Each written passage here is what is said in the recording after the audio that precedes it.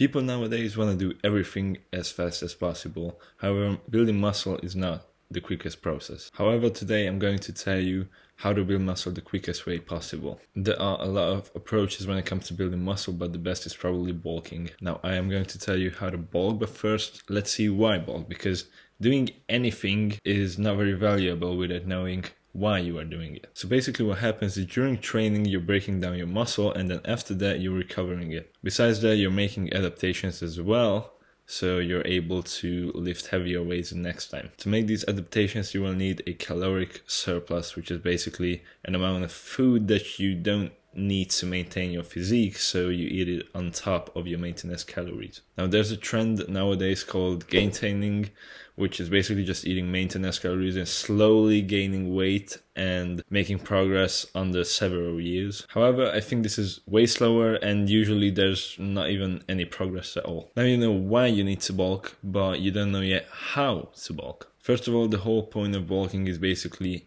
eating. What most people say is you need to eat a 200 to 300 calorie surplus for lean gains. Some people even eat 500 calorie surpluses, but I think that's maybe too much. But this whole concept doesn't really work for me. What has worked for me is I measure myself all the time. I take averages of that and I see how much I'm gaining. If I'm not gaining, I will add calories. If I'm gaining too much, I will subtract calories. I would say maybe 1 pound per week of body weight is good to gain, but maybe even less, but more is definitely not better. So you need to eat enough calories to manage that, and then also you will need to eat somewhere around 1 gram of protein per pound of body weight. Besides this, you will need to sleep a lot, because the more you sleep, the more muscle you will gain and the more recovered you will become. Now we're done with the recovery part, but now comes the training. First things first, the most important thing is you need to train close to failure. What this means is a maximum of 3 to 4 reps in reserve. This basically means that, for example, if I do a set of 10 on the bench press,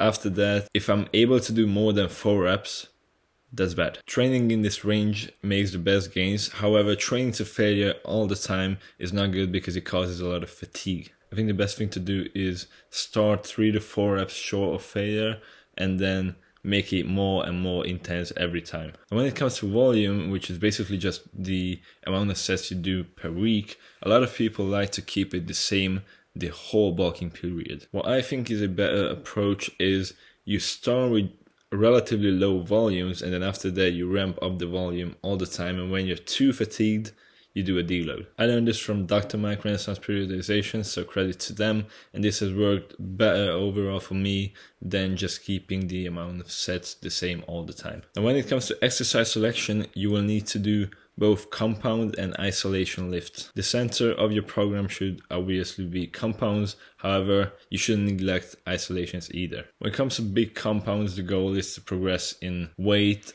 every single session or week maybe, and when it comes to isolations, progress in reps is usually better. Obviously, eventually you will have to progress on weight as well, but usually you won't be able to progress on lateral raises in weight every single workout. Now again, building muscle is not a very fast process, but this is the fastest way to do it. When it comes to building up your physique, consistency is key, and you will have to do several bulks to achieve the amount of size that you probably want. And when it comes to starting a bulk, how long should it be? I think generally at least 3 months. Bulking tends to have a bit of momentum, so doing less than 3 months of bulking is probably not going to do you any good, and switching all the time between bulk and cut like every single month is not a good strategy. What most people do is bulk for 6 months or maybe even a bit more, and then after that they do a proper cut. Another way to approach this is to bulk for like a year or 2 straight, but do mini cuts in between every maybe 2 to 3 months. I have yet to test out the second approach, but the first approach has worked very well for me. When most people are bulking and gaining weight,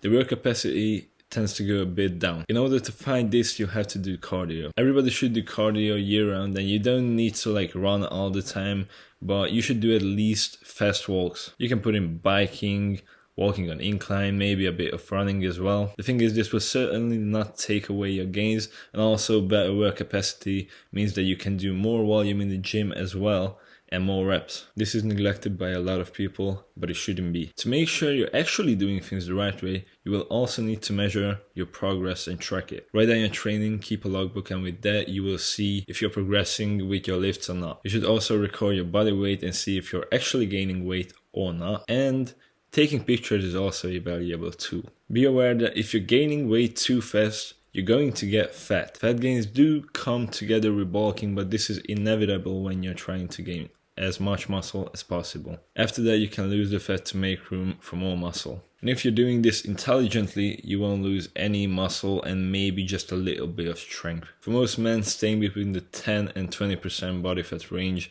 is the best, but it's impossible to determine how much your body fat is. You will just have to eyeball this, but you will feel when you're getting too fat. Being on the leaner side of this range is good, but a lot of people are afraid to go above 15% body fat, which is usually not very helpful. I think going to 16, maybe even 17% is good. Going above that can happen, but it's not necessary. When a lot of people are bulking, they are afraid that they will lose the abs. Don't be that guy. If you have abs right now and you start bulking, yes, you probably will lose some definition, but you shouldn't lose all of it, and also don't be afraid to lose it. You will gain strength and weight, and after that you can just cut weight and then get abs again. The last thing I have to say is don't dirty bulk. The quality of your calories and macronutrients matters a lot. This is all about bulking, but a lot of people seem to struggle with eating the amount of calories they need. So if you need tips for that, click here.